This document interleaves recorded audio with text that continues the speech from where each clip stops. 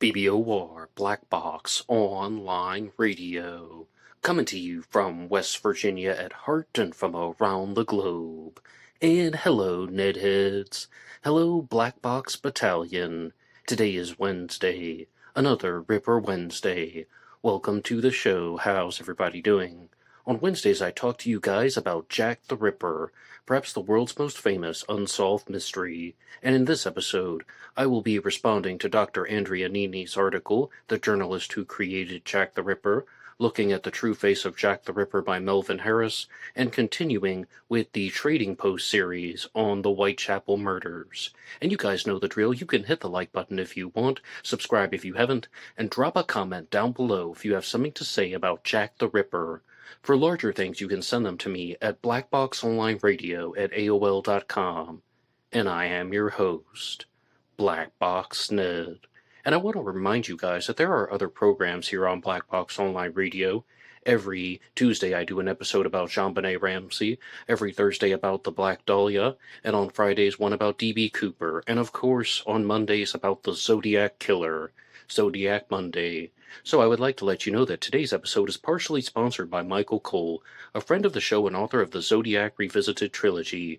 If this case fascinates you, please feel free to check out the Zodiac Revisited trilogy on Amazon, Spotify, and wherever you get your true crime books. It is a deep dive into the mystery, and if you enjoy it, please consider helping out Michael by leaving a 5-star review. But to focus on today's episode, I want to pick up where some previous episodes have left off, because a lot of people are curious not only about who committed the Whitechapel murders back in 1888 and perhaps continuing onward to 1891, but who was involved with the creation of Jack the Ripper's persona.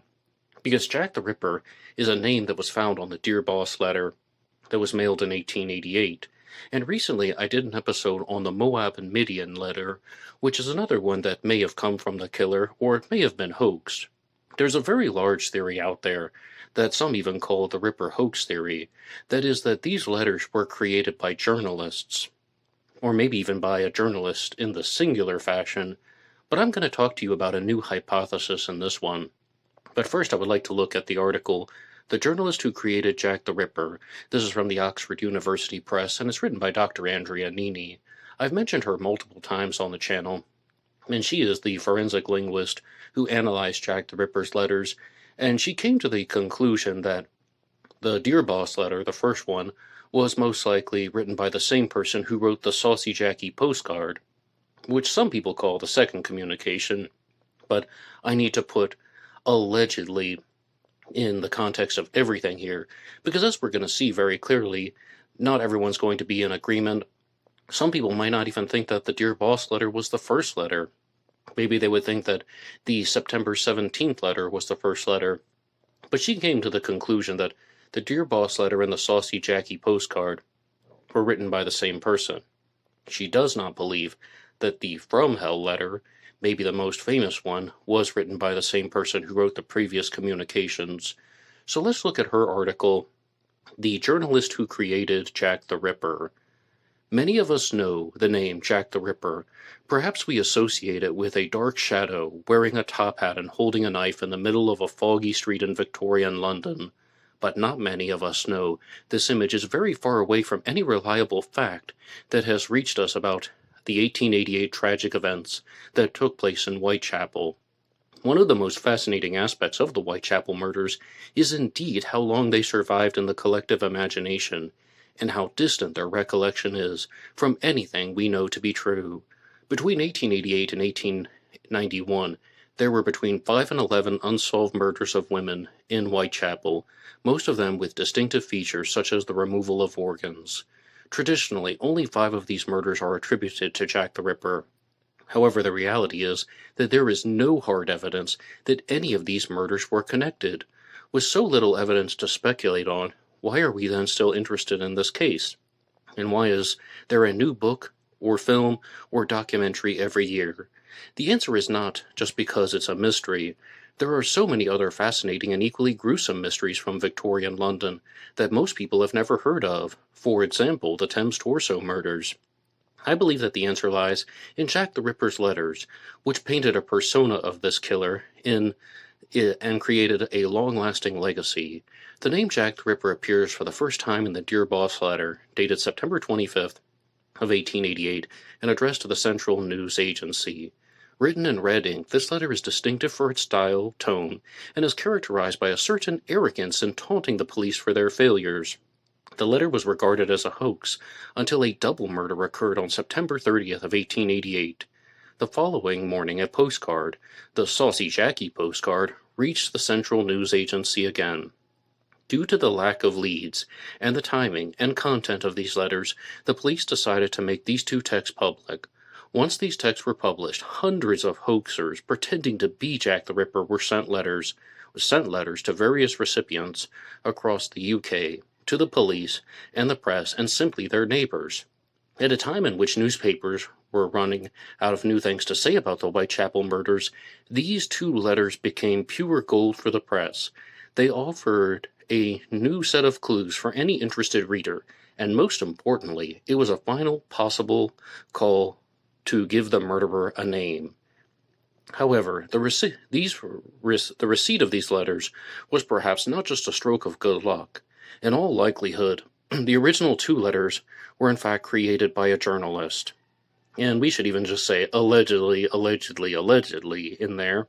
A letter written by Detective Chief Inspector John Littlechild famously wrote that the Dear Boss letter was a smart piece of journalistic work. If this is true, then the Jack the Ripper letters are probably the most successful case of fake news in history. If this theory is correct, the real question is, it's not who was Jack the Ripper, but who created Jack the Ripper. One theory is that a reporter named Frederick Best, who worked for one of the famous tabloids, The Star, was responsible. Another theory is that Inspector John Littlechild himself wrote it, and another one is that it was a man who worked for the Yard named Tom Bullen of the Central News, and he was the originator. But it is probable that it was his chief who was the inventor of the persona. This theory is quite credible, since the Central News Agency was well known for fabricating news. After more than 100 years, physical evidence cannot offer much help because it is too corrupted. However, the language of these letters has reached us is unchanged, and the new discipline of forensic linguistics can be used to discover new evidence. One of the contributions of forensic linguistic evidence is to settle a debate on whether the two letters were indeed written by the same author. Besides the murders, the authorship in question and the media exploitation of these events to sell newspapers is an interesting academic case study. And a mystery within the mystery could lead to the answer is, the Dear Boss letter and the Saucy Jackie postcard are the most linguistically similar to the 200 letters allegedly from Jack the Ripper. The Moab and Midian letter is a third letter that was received by the Central News Agency, and this letter is quite peculiar because nobody except Tom Bullen, who has worked for the agency, has ever seen it. For reasons still unclear, the journalist received it, thought that it would be better to copy it word for word and send it to the police, as opposed to just sending the original, because the linguistic evidence suggests that the same person wrote the Dear Boss letter and the Moab and Midian letter. If this person was Bullen, then we have evidence that he, or the Central News Agency, was responsible for the creation of Jack the Ripper. And I really wanted to read this article in its entirety, just because I wanted you guys to hear the context, I wanted you to hear everything. I didn't want to be neglected. Now, one thing, though, that I do have to genuinely disagree with is, it's not who was Jack the Ripper, it's who created Jack the Ripper. Is that the more important question? Maybe I would have accepted that in the past, but I mostly disagree with that right now. I mean, aren't you remotely curious who committed these murders? Because this might be called the Ripper Hoax theory, but real people were murdered. And so many Ripperologists and theorists and writers have created theories that have excluded the letters, but they're still trying to identify the killer, and they even refer to the killer as Jack the Ripper sometimes. Other people, such as Steve Blomer, who wrote the book Inside Buck's Row, really wanted to make it about the Whitechapel murderer, as opposed to Jack the Ripper, but again, trying to solve the murders, as well as looking at maybe how the letters could be connected. Yes, of course we want answers to everything, but I absolutely want to know who the Ripper was. Now let's look at some of the points that have been discussed in here. I mean, this is some very suspicious behavior about the Moab and Midian letter, about how someone thought that it was more important to transcribe it than to just send the original. And this is an additional statement from Dr. Andrea Nini. Her famous forensic linguistic analysis has stated that she believes that the Saucy Jackie postcard and the Dear Boss letter were written by the same person because of clusters of linguistic similarities. Like language clusters can be found in the letter to show that it's the same person's voice, the same person's writing style. But you heard very clearly in that letter, in that article rather, that she believes that the Moab and Midian letter also shares these same linguistic similarities and language clusters. So that could be 3 letters that are attributed to one person. But I'm going to share something with you guys, and I know that I'm probably going to be wrong about this because I have a big tendency to try and connect the dots in my own way, and it's not as simple as just trying to look at, how and why all of these things could be put together. But Tom Bulling is someone who worked for the Central News Agency, who was very much in the spotlight for fabricating this letter. He is one of the top suspects in the Ripper Hoax theory, the idea that the killer did not actually write these letters.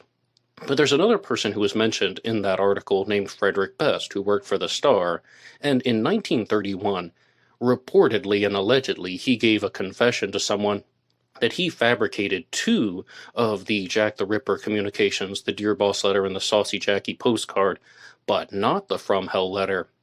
Okay, so even if we put the Moab and Midian letter on the back burner, how could all of these things be true? Is there any way that these things could be united? One simple answer is, could Frederick Best and Thomas Bulling conspire together to have created the persona?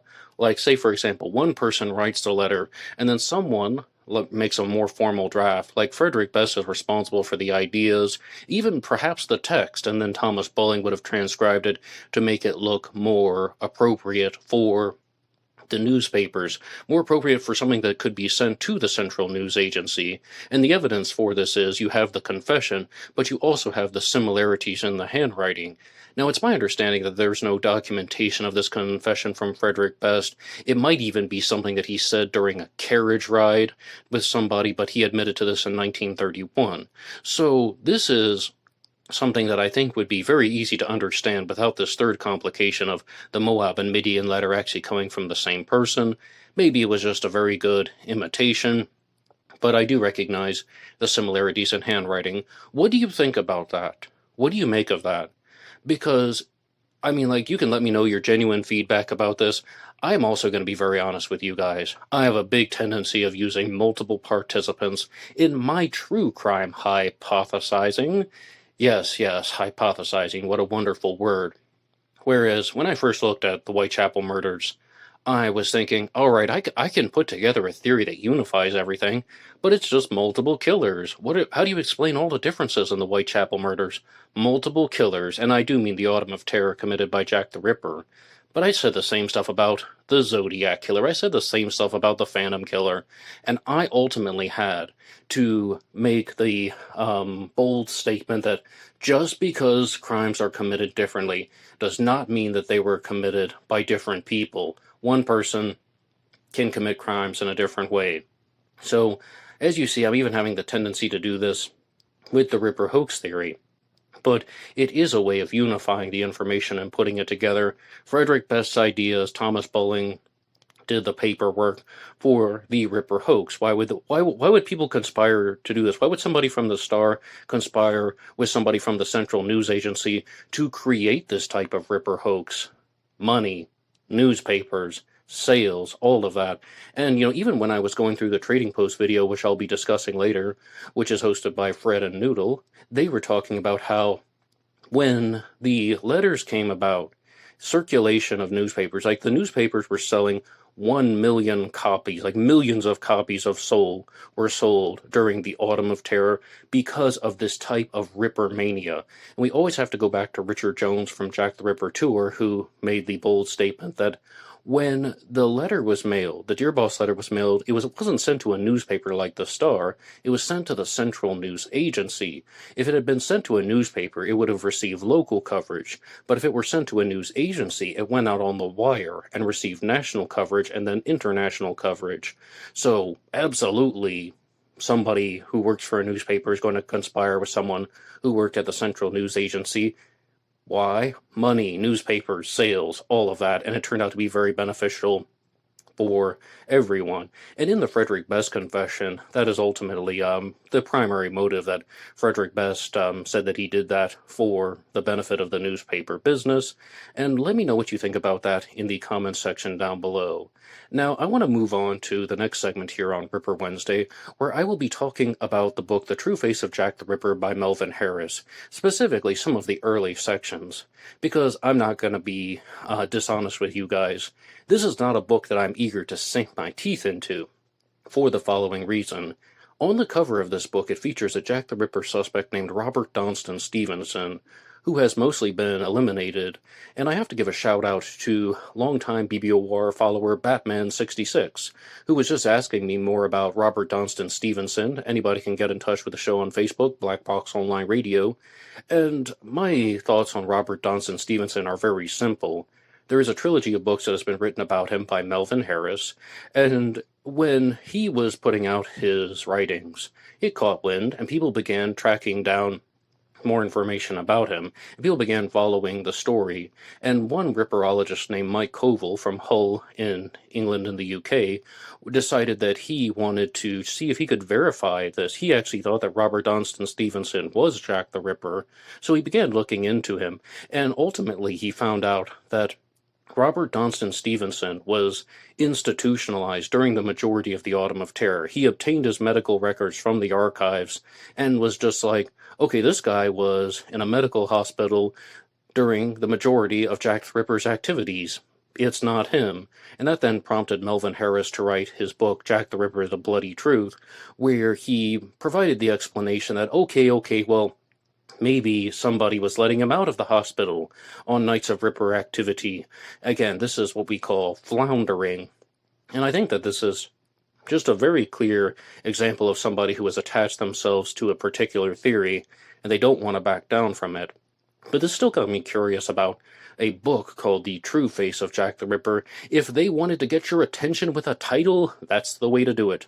And there's some challenge questions in the book that are featured in the introduction, and I would like to discuss those with you right now. The first one is a very standard challenge question, and it's, why is Jack the Ripper more popular than other serial killers? And, I mean, you guys probably already have heard an answer to this at some point in your life, but I think we can answer that by a comment that was left on Dr. Andrea Nini's article, once again from the Oxford University Press. And this was from someone named Ferdinand, and it says, I am from Namibia, and even today when I stroll the streets of London at night, I keep thinking about Jack the Ripper, that he might be hiding in the dark corners, around the buildings, and behind the bushes in parks, waiting for his next victim. That comment came in 2019, so as we see, the legacy of Jack the Ripper is going to be well known even in Namibia and southern Africa, and making its way into the minds of people in the new millennium, when they're in London, of course. And I think that this just really goes to show that Jack the Ripper was someone who was just creating this enormous reign of terror. It's called the Autumn of Terror for a reason. And the ultimate answer to this question is something that has been posed by Melvin Harris in his book, The True Face of Jack the Ripper. And it comes down to time, place, and ultimately publication. Time, place, and publication. It was the culture and period, but also the amount of distribution that this story received. And it's also a lot simpler than some of the other serial killer plate names out there. But this person from Namibia who visits London is not the only one. One story that has been shared in Melvin Harris's book is a woman in the far-off Orkney Islands off the coast of Scotland testified that she saw Jack the Ripper one night. Again, these are in the Scottish Isles, and that she just lay petrified each night for the rest of her life, dreading a visit from the Whitechapel fiend. This is a more contemporary example of somebody who was just terrified of Jack the Ripper. Time, place, publication. And this also came at a time when there was just an opportunity to connect this story in a way that it actually made it seem like people were going to be in danger. I think both of these examples from Namibia and from the Orkney Islands are when I have encountered something about how people made it seem like the Ripper could attack anyone. It's not as simple as, okay, now this is only a serial killer that is going to target people in specific areas under specific conditions, under specific days and times. No, this serial killer can attack anyone at any time. Anytime you are in a vulnerable place, the Ripper might get you. It's rather similar to a 19th century boogeyman. So those would be all my answers as to why the Ripper is more popular than other serial killers. The next challenge question that has been posed by Melvin Harris in The True Face of Jack the Ripper is, what manner of man could have mutilated with such taunting, callous indifference? What man could have mutilated the women, Polly Nichols, Annie Chapman, Liz Stride, Catherine Eddowes, and Mary Kelly? Of course, Liz Stride was not mutilated. And for the longest time, I was really leaning toward a schizophrenic suspect, and I really thought that these crimes had hallmarks of schizophrenia. But sometimes we have reversals. Just last week on Ripper Wednesday, I was talking to you guys about the book Wolves in Sheep's Clothing by Michael King, and he is from Profiling Evil. But, so this is talking a lot about psychological profiles and geographic profiles. But this was saying that it doesn't necessarily have to be somebody with an intense mental illness. That might not be why the Ripper is committing these disemboweling murders. Instead, this is somebody who perhaps could have been stalking the areas and paying attention to the movements of people. And what one of you guys in the comment section one of you guys made a very interesting comment about Jack the Ripper when you said that it's not that the Ripper is luring women to vulnerable places.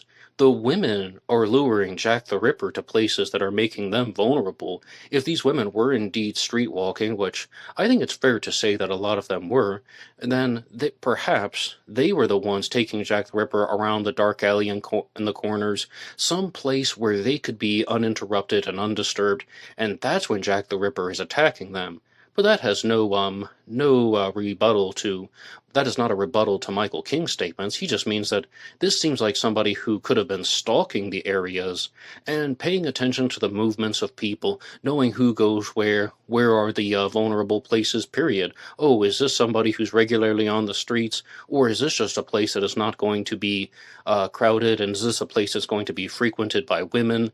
Things to that effect, and that has no relevance at all to schizophrenia. That has no relevance at all to an intense type of mental illness. If anything, that just goes to show that this is a lust-driven serial killer. What drove Jack the Ripper to commit these murders? Lust and child abuse. Now, did Jack the Ripper have an intense mental illness? I can almost just put that in the back files. I could put it on the back burner, file it away in the back of the cabinet. Maybe if we find some additional supporting information, then maybe things will become a little bit clearer. But in terms of just somebody who is attacking women, this could all be done just for the reasons that I have listed off. The next challenge question from Melvin Harris is, how did he evade capture? I love this question because how did Jack the Ripper evade capture? I don't think he had any personal connections to the victims. If he did have a connection to a victim, it was most likely Mary Kelly because he was able to get into her bedroom. But even that, that doesn't necessarily mean an established connection. Think about what Michael King is talking about. Somebody who is paying attention to the movements and behaviors of these women. He's paying attention to the movements and behaviors of women, period. Oh, well, what's a place where women go late at night? Women who are working a certain profession. Oh, well, at what times of the night is it going to be most feasible to find someone? And I think that is all entirely possible. Did Jack the Ripper know Mary Kelly personally? I don't think so. Actually. And, perhaps he just recognized that she had a room that was available to herself, and he spent more time alone with her. Now, what does this mean, though, for some of the Jack the Ripper suspects? This means that this actually goes heavily against a suspect that I thought very highly of in the past, named Joseph Barnett, who was the ex-boyfriend of Mary Kelly.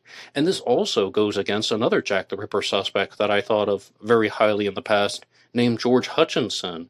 I completely understand there are psychological reasons to suspect these guys, the ex-boyfriend, and George Hutchinson is the witness who placed himself near Mary Kelly's room on the night of her murder and gave a very detailed description of somebody whom he saw walking with her. He inserted himself into the story. He's the person at the crime scene that doesn't belong. I get all of that. But if some of these other observations are correct, then maybe these guys who had a known connection to Mary Kelly are not likely to be the Ripper. Maybe they should fall in the suspect rankings, and you can always weigh in about what you think. And the next question that has been posed by Melvin Harris was there a cover-up? No, I don't think there was a cover-up. I don't think that this is some type of police conspiracy, although I said this in maybe the second episode that I ever made for Black Box Online Radio, one of the old Black Box recordings, that some of the most frequently discussed conspiracy theories that turn out to be true are when there is a conspiracy on law enforcement. And how do police cover-ups operate? It's not that some high-profile individual is being protected, no. It's that errors were made in the investigation, and then people covered up the errors. I'd be totally open to something like that, but instead, I just think that they were looking in the wrong places. There's a Zodiac Killer book out there called One Night in October by Gerald Gregory Doan, and he just says that very clearly. Why was the Zodiac Killer never captured? Because the police were looking in the wrong places. Same about Jack the Ripper. That is some honest and pure, facts right there. That is pure honesty. But in terms of how Jack the Ripper is able to get away from law enforcement, a lot of people are going to go with the conventional narrative that this was a local Whitechapel resident who had an intense familiarity with the back alleys of London. He knew how to sneak around. He knew about hiding places. He knew about maneuvering through cracks in the buildings and such. And I do mean that. There was a Canadian serial killer named Alan Legere who was known as the Monster of the Miramichi. And one way that he was able to evade capture for some time was he actually just was very familiar with the terrains where the police were looking from him, even when he knew about holes and fences and such. When people would be following him, they wouldn't know that you can pull up this part of the fence and then there's like this gaping hole in it, but he knew that type of stuff. So if Jack the Ripper were a Whitechapel resident, yes, okay, that can tie in there, but the more important thing that I think is no direct connection to the victims. Otherwise, there are trails that could be explored, that people could track down, and then this person could easily be apprehended. By not having direct personal connections to the victims, it makes it a little bit more difficult to identify the perpetrator. But what do you think about the responses to any of these challenge questions that have been posed by Melvin Harris in his book, The True Face of Jack the Ripper? And also, what do you think about his explanation for his suspect, Robert Donston Stevenson, being incarcerated and then somebody lets him out late at night? I would love to know your responses. Please put them in the comments section down below. You can also give your feedback about Joseph Barnett and George Hutchinson. Now, I'd like to move on to the Trading Post video on Jack the Ripper. There's a channel out there called The Trading Post that is hosted by Fred and Noodle, and they did a 2-part series on Jack the Ripper. They actually have a 5-part series on the Zodiac Killer, which I responded to last year, as well as their video on D.B. Cooper. And the Jack the Ripper one was pretty good. It's definitely an introductory video, and a lot of YouTube channels are very honest about this, where they are not saying that they're experts who know everything about the case. Newcomers, new sets of eyes on the game. And last week on the channel, I gave them the title segment. I called it Jack the Ripper's Trade Name in honor of the Trading Post. And in this video, one of the first things that was discussed was, what kind of occupation did Jack the Ripper have? And one thing, that was brought up very early on is, oh, well, maybe Jack the Ripper was a doctor, right? And then the next one, of course, maybe Jack the Ripper was a butcher. Okay, right? We've heard this stuff over and over again. But one of them that I have not discussed on Ripper Wednesday in the past is, what if Jack the Ripper was working on a cattle boat? And, the host Fred pulled up this theory, not his own original observation, and he said that the cattle boats ran between England and continental Europe, and somebody who worked on a cattle boat would be dealing with carcasses, they would be dealing with large animals that they would have to maneuver, and of course, perhaps certain types of butchering skills. But he did bring up a very strong point. He's like, this is almost a double-edged sword. All right, that provides an explanation about how Jack the Ripper would have some type of anatomical knowledge, but wouldn't the authorities have been very easily able to find somebody who was doing this because of these suspicious movements? Like, if they're working on a cattle boat that goes to continental Europe, they would just be in and out of England at the exact times of the murders, and then they would have to be in continental Europe when the murders were not happening, and then they're in England when the murders are happening. Wouldn't all of this stuff be documented and that would be easy to track down? Yes, I completely accept that, because it just comes down to the fact of, did the police actually look at a suspect who was working on a cattle boat? And we definitely have Jack the Ripper suspects that were sailors.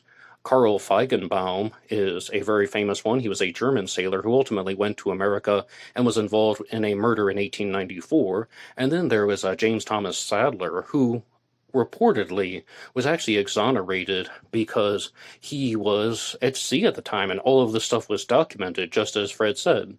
But James Thomas Sadler is a Jack the Ripper suspect, and I have a standalone episode about him, but he is more famously a suspect in the murder of Francis Coles, and he might have actually committed that one. There are some complications.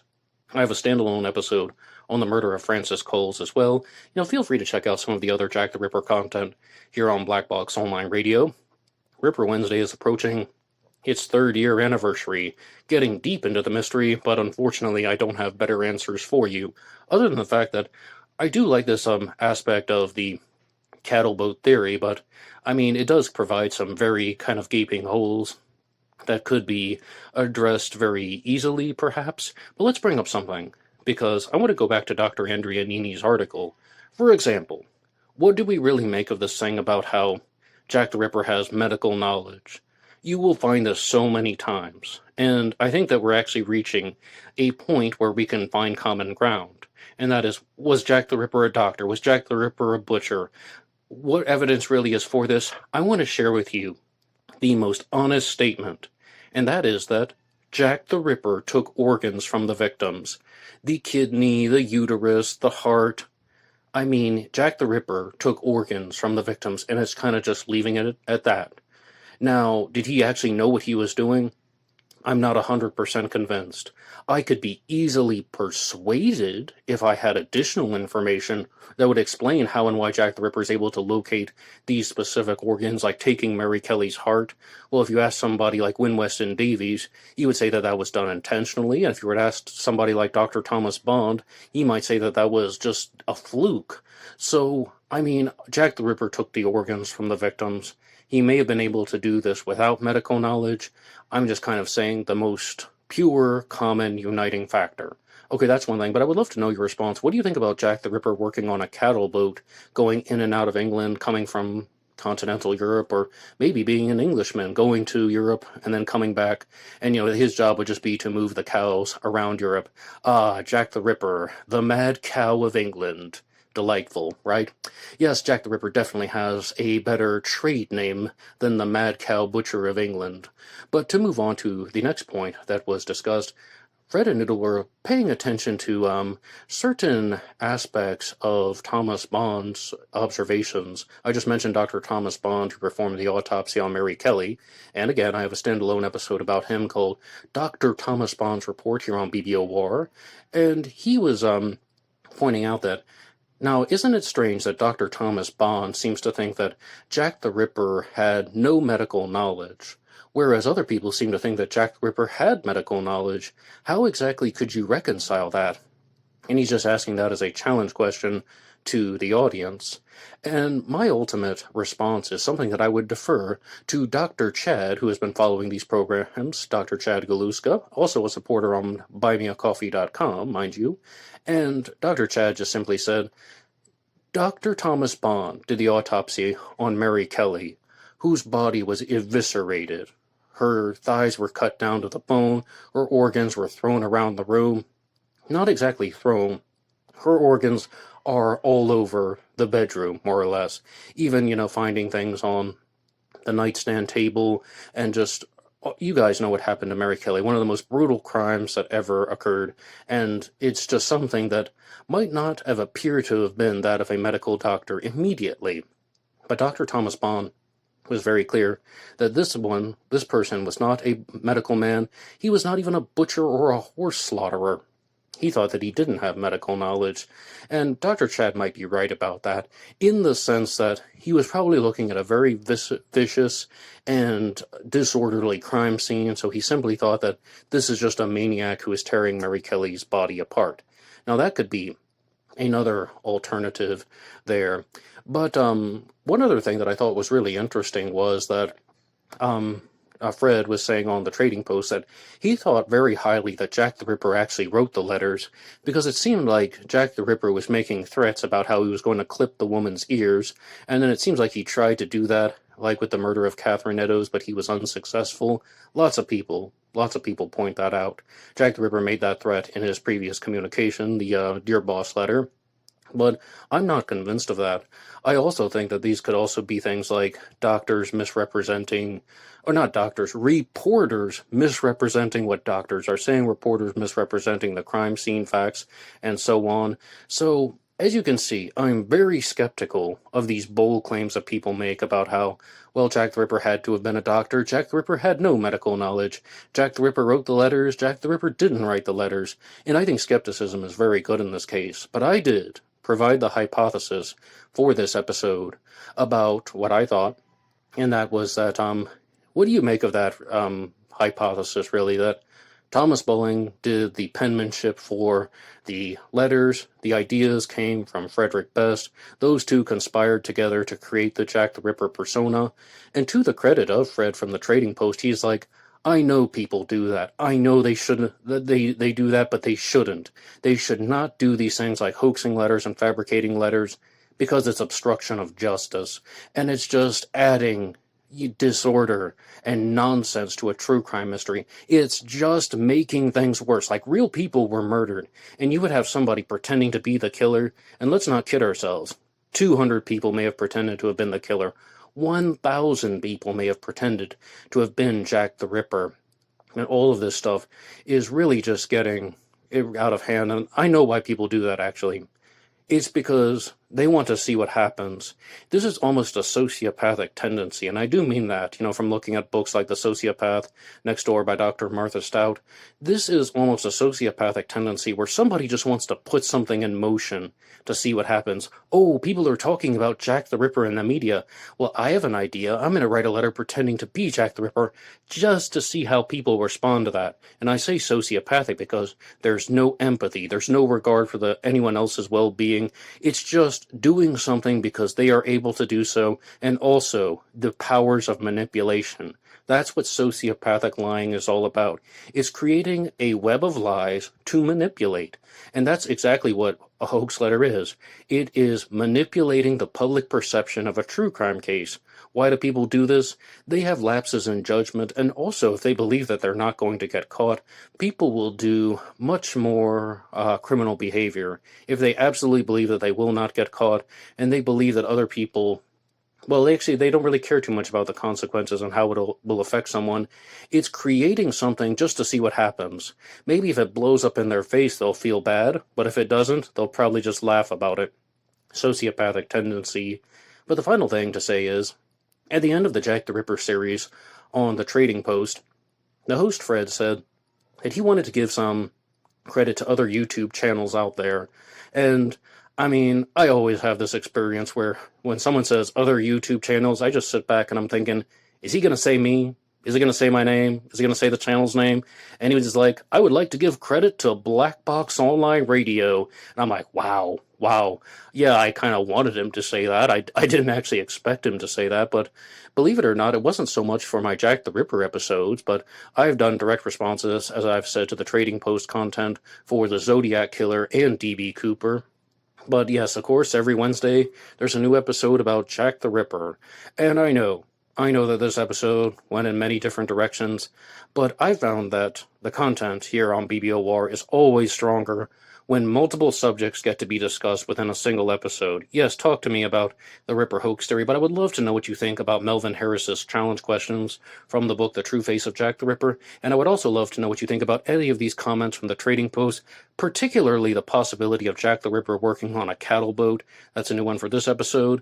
Leave anything you want in the comments section down below. Anybody can write the show at blackboxonlineradio@aol.com. You can also get me on Facebook. My personal Facebook name is Ned DeHaan, and there is also a Black Box Online Radio Facebook page that I'm hoping to use more in the future. And of course, there is blackboxned88 on Instagram. And I use these pages to release shorts and reels Monday through Friday here on BBOR, as well as on Facebook and Instagram. And if you want to support all of these efforts, you can go over to buymeacoffee.com.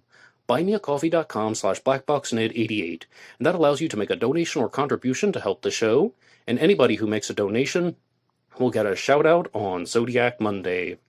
And I'll see you tomorrow for Dahlia Thursday, talking all about the Black Dahlia murder. Until next time.